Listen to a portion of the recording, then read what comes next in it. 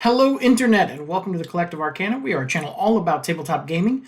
My name is Wyatt and today we're going to be continuing our series on the Pathfinder 2nd edition classes with the Inventor.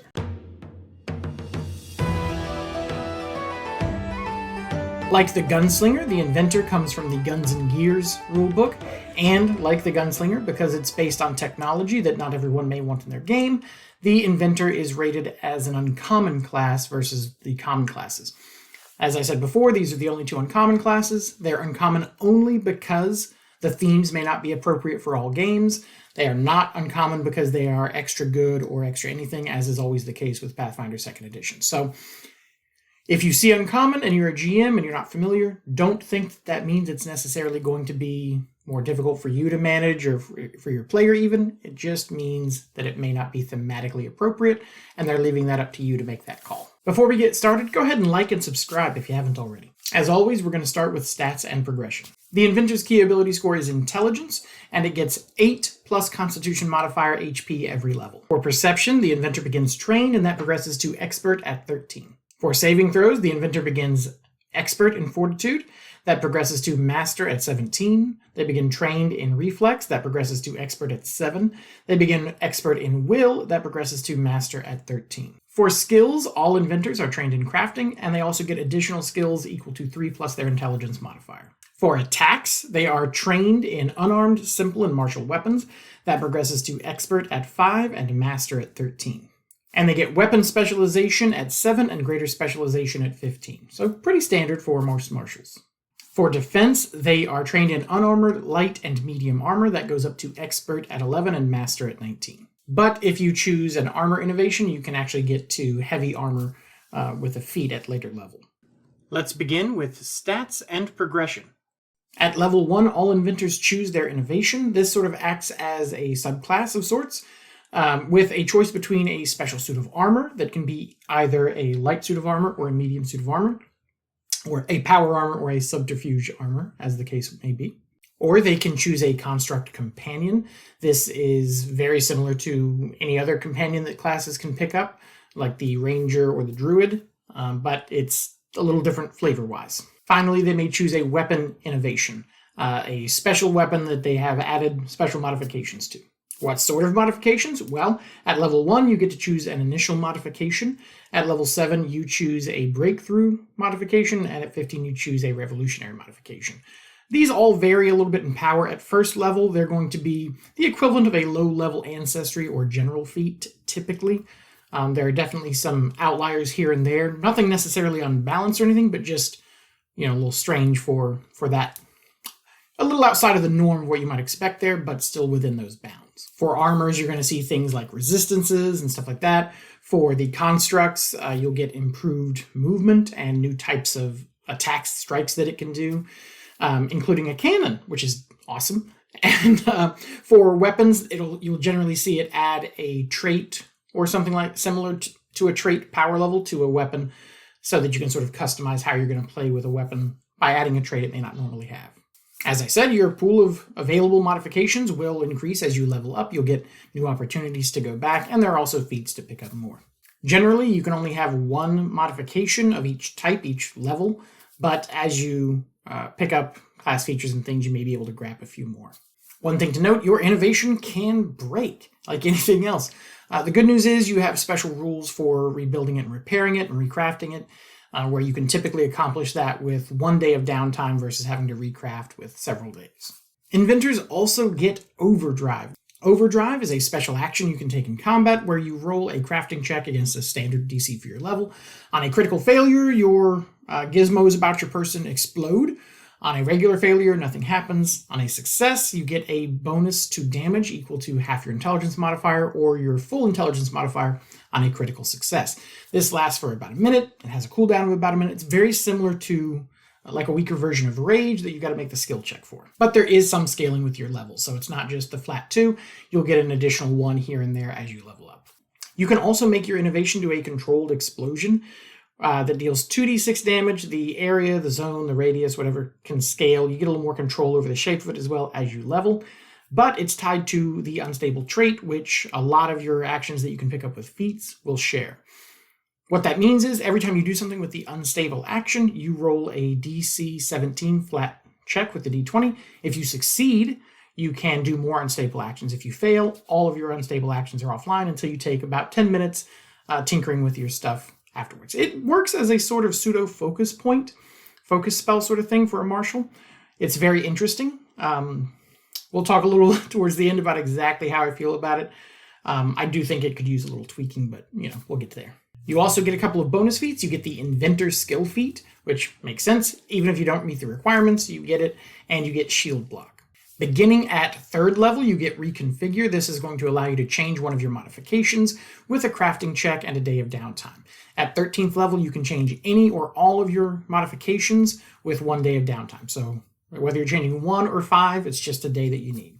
At 9th level, you get an offensive boost. It's going to be an extra d6 of damage based on your choice of common elements and physical damage. So, acid, fire, bludgeoning, slashing, that kind of thing.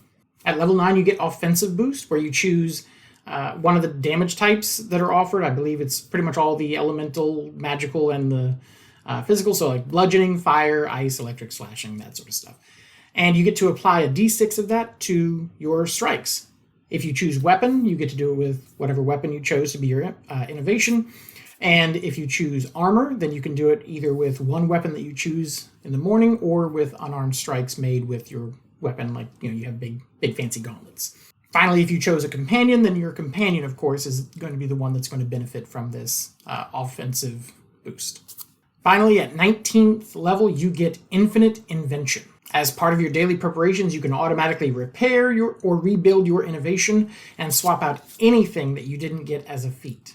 And that's complete. You can switch from a weapon innovation to even a companion innovation or back again. And while you can't switch those feats out, you can take a single day of downtime for each feat to trade it out. So very quickly, you could completely rebuild your character. So that's the standard progression. Let's talk about feats and builds. So the Inventor certainly gets enough support for its subclasses and playstyles, and it can definitely pick up a few other tricks as well, and tools and things like that. Obviously and thankfully, there are plenty of tools to make sure that you feel like you're very good at crafting and get some extra benefits from crafting that other people can't have. It can definitely be a very big part of your character, or just be sort of the modus, the way that you get your martial abilities out. Depends on how heavy you want to lean into it, but there are definitely tools there to have this sort of mad inventor throwing out stuff all the time. You can also, on the flip side, be good at breaking and dismantling other people's things like that, with things like tamper and other special actions. You can even pick up a construct companion if you didn't pick that up as your primary innovation, although you lose a little bit of the flexibility in the number of actions you're using to give to your companion, and it won't get the construct, or it won't get the offensive boost to it as well, and things like that. So it's not the full effect, but it's pretty good. As I said, there are some feats to add new modifications in addition to the ones presented as part of the standard core progression, or also just pick up extras of a level of modification that you've already gone past. There are also a number of cool thematic actions that you can get, like Megaton Strike and Megavolt, and I love the gadget system that allows you to, it has good feat support, because anyone can use gadgets, but, the Inventor, of course, is better at them. And it's sort of like this whole new, crafting thing that was added with Guns and Gears, where you're making very alchemical, sort of disposable, little one-time use gadgets, but, of course, different flavor and different actual mechanics, but the end result is the same, and there are feats here so that you can get these sort of on-the-fly, like every morning, free inventions free gadgets without having to spend downtime crafting them. And I think that really is going to help fill a lot of the variations that the class lacks, is using that gadget system well. I also love the feats that let you sort of just throw together and just ad-lib an invention on the fly. As an excuse to use your crafting check in place of other numbers on your sheet, whether it's a skill check or even your AC in some cases. And as a GM, I personally would give a bonus to those checks if my player was presenting them as an infomercial. Like, oh, want to pick a lock, but you didn't train thievery? There's got to be a better way. Well, with the pick-o-matic, blah, blah, blah, have fun with it. There's a lot of silliness in these feats and everything, and you'd be wasting to not take advantage of it. At higher levels, the inventor can functionally be always in overdrive or share their overdrive with allies, and their version of haste that most marshals get as an option at level 20 is flavored as their innovation being having automated systems where it'll do things on its own as part of your turn. The function is still just you get an extra action with specific things that you can do with it, like most marshals get at level 20. So what do I think of the Inventor? Well, I think the Inventor is a great addition to the game. I think that it's, there's certainly a lot of similarities, but it's to things like the Artificer, and it certainly shares its DNA with those from previous editions and iterations of this D20 game.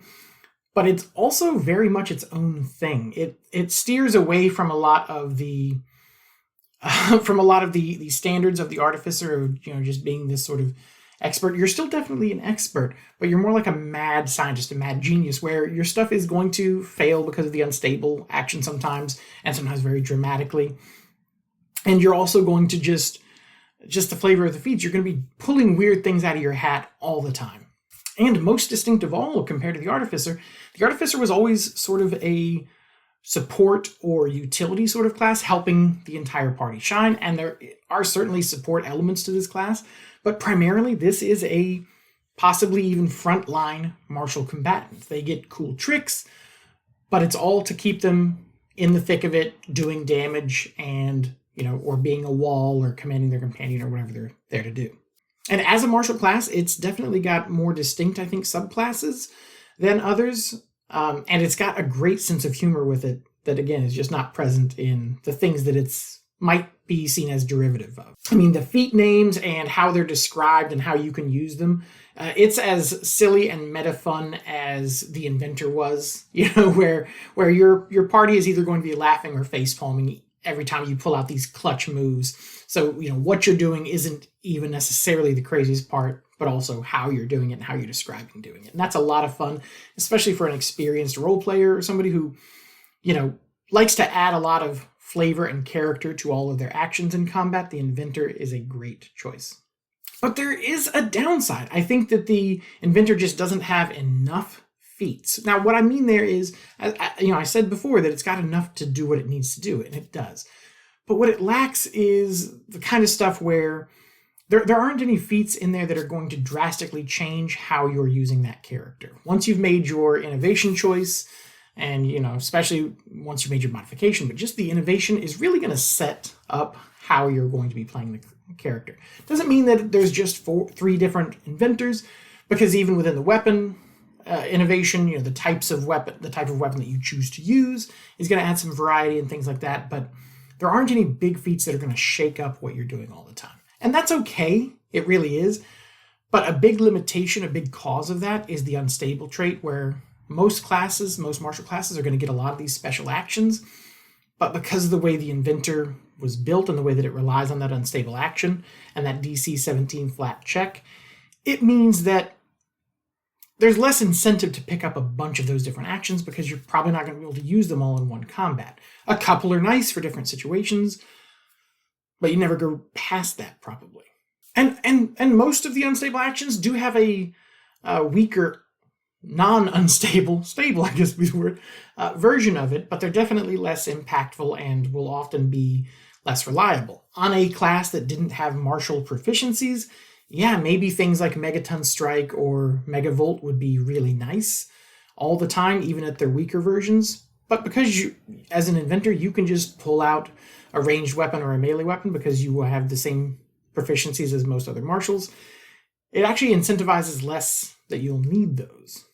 I think that's the biggest frustration there, is that you've got all these really cool abilities and options, but it's hard to justify taking a lot of them. And so you end up looking at these feats that are not bad feats at all. Again, it's a very well-balanced class, the whole system is, but they're just, not as revolutionary to how you're going to be playing the character as some of them. I mean, there's nothing quite on par with,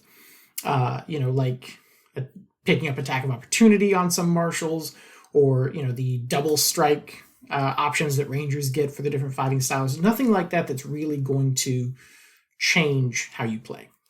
But, what we do get is good. The way that you get fed these different modifications and innovations and the offensive boost.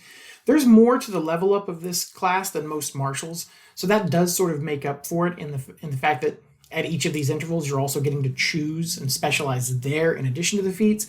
So maybe that's why the feats feel a little less juicy. Again, not worse mechanically or mathematically, just maybe a little less juicy.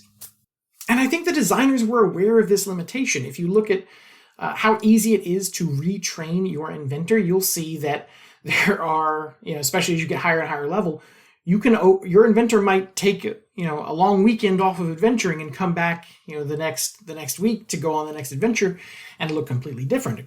They've lost their weapon innovation for a companion or a fancy suit of armor. They've changed out 4 feats, and every modification that they had functionally from the ground up, that is a new character mechanically. The only thing that's going to be the same are skills and ability scores, but that's a lot of room to work, even more than the fighter gets. So I think maybe part of the design philosophy there was knowing that as you level up, you can keep swapping these out. So these little changes can make for bigger impacts when you can change several of them at once. Sort of like a slow burn, and that's why the feats don't have anything big and dramatic oftentimes outside of those unstable actions, because they know that you can swap out 3 feats to get a very different feel versus martial classes who can't retrain as easily, needing to get more impact out of swapping out a single feat. Maybe. So for me, I think the worst thing about the Inventor is that there's not enough Inventor. I love it. I love the flavor, the mechanics of it. It's very satisfying. But I do hope that, while it's an uncommon class, I do hope that we see more feat support for it. And that's true with a lot of the classes that have come out, including the ones in the Advanced Player's Guide. The core classes are pretty good. There's still a few options there. But, once we start getting into these that aren't even in the APG, I really hope that it's not left behind just because it's uncommon in dealing with technology that's not going to be a standard part for every campaign. I hope we do see some more Inventor and Gunslinger feats, but Inventor especially. So that's what I think. What do you think? Have you played an Inventor? Have you found that I'm way off base, that you do feel more impact from the feats than it looks like to me, who hasn't really gotten to play one except a little bit of play testing before? I don't think I've played actually with the final version of Inventor at all. But so, this is, based on just what I've seen from reading through and looking at it and comparing it. I could be way off. Let me know down in the comments. Come hang out in our Discord. Just let us know what you think of the Inventor. Thanks so much for watching. Welcome to the Collective, and we'll see you next time.